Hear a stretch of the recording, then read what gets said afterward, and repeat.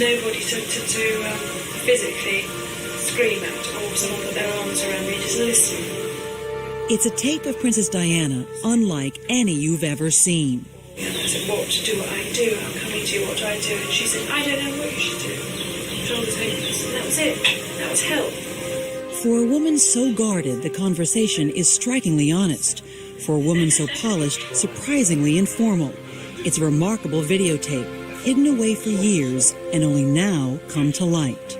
I was always told by my family that I was the thick one, that I was stupid, and that my brother was the clever one.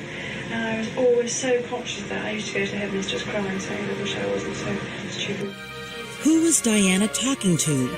And why did the normally private princess, who almost never granted interviews, sit down for such an intimate discussion? The story begins in 1992, the royal family's most troubled year.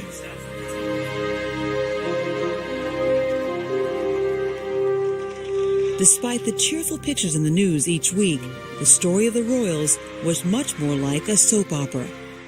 1992 is not a year on which I shall look back with undiluted pleasure.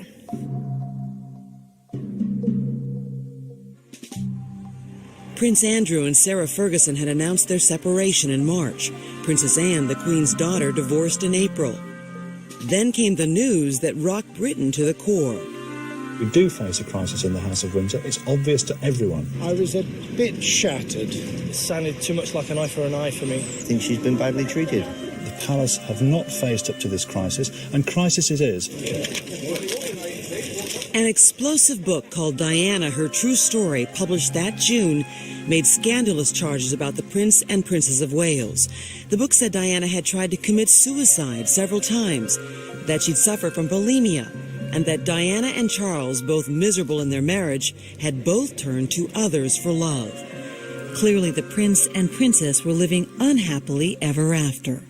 A lot of the people working closely with Charles and Diana knew the truth about the state of the marriage. But I suppose we all hoped that things might get better. Patrick Jeffson worked as Diana's private secretary for 6 years. He says by 1992, Diana and Charles agreed their 11-year marriage was all but over. Although it was very sad that they found they couldn't work together anymore, there was a real sense of relief that at least the difficulties were now being publicly acknowledged.